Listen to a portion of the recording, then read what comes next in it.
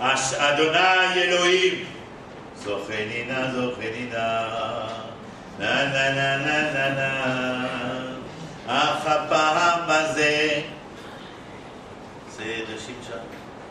Amusez-vous dans les mariages, demandez-leur combien de pourcentages sont capables de vous répondre quelle est la phrase qu'ils chantent et pourquoi on chante cette phrase-là justement.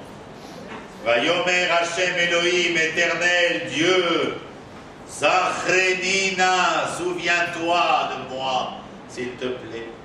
Et Haskenina, renforce-moi, s'il te plaît. Ah, Abamazé, Elohim, Vanakma, Nekamachat Mishtehenai, Mifilishti. Et laisse-moi venger Israël, non pas pour les deux yeux, car cela aurait été une vengeance personnelle, mais pour un seul œil, alors qu'il allait deux crever par les Philistins, auquel il avait été remis par le dernier amour de sa vie, Dalila. Et il dit, donne-moi le courage, donne-moi la force de pouvoir me venger au nom d'un seul œil. S'il avait parlé des deux yeux, il y aurait eu comme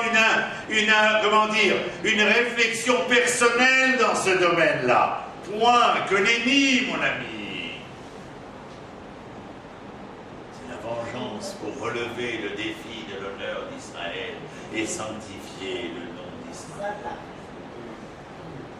Et là, je reviens en arrière, parce que cette phrase a été prononcée quand il est sous le temple et qu'il tient les colonnes. Et moi, je reviens en arrière exprès pour que vous compreniez quelle est la fin du cours. Alors, je vous ai mélangé les dates. Mais juste avant cela, quand il avait frappé les Philistins, après qu'il s'est libéré des cordes et qu'il a poursuivi les Philistins, avant Dalila, il a rencontré une prostituée avec qui il a passé la nuit. Et les Philistins ont fait une embuscade pour l'attraper au lever du jour à 6 h du matin, comme la police de France. Hein? Périlleux, c'est ça. Et en plein milieu de la nuit, il est sorti. Et il va devant la ville de Haza et il prend les portes. Et il les met sur son dos. Et il marche avec ses portes jusqu'aux collines qui dominent la ville de Hébron. Hébron est la capitale de la Judée. La capitale des Judéens. Hébron est le lieu où est la sépulture des patriarches et des matriarches d'Israël. Hébron a pour racine Chibour, le lien inexorable. Et il se met sur cette colline, et les Judéens, se levant au matin, aperçurent la force de la nature avec ses portes de hasard. Quel message! Car il ne parle pas.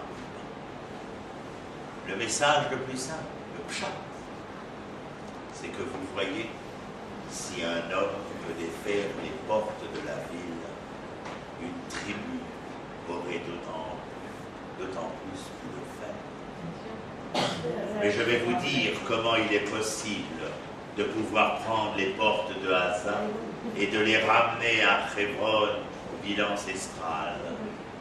Lorsque vous serez pas seulement Nazir Elohim, serviteur de l'Éternel, par les rites et les coutumes, et lorsque vous aurez la force de vous battre, de redevenir les sujets de votre histoire, lorsque vous aurez cette force-là, mais que vous ne pourrez posséder que si vous êtes suffisamment de ces hommes, comme fut notre père Yitzhak, capable de prendre ces branches et de les orienter vers cette terre où elles seront de nouveau aspirées, reprenant souche et redonnant racine, afin de permettre au tronc d'éclore, à la feuille d'apparaître avec son bourgeon et de donner son fruit.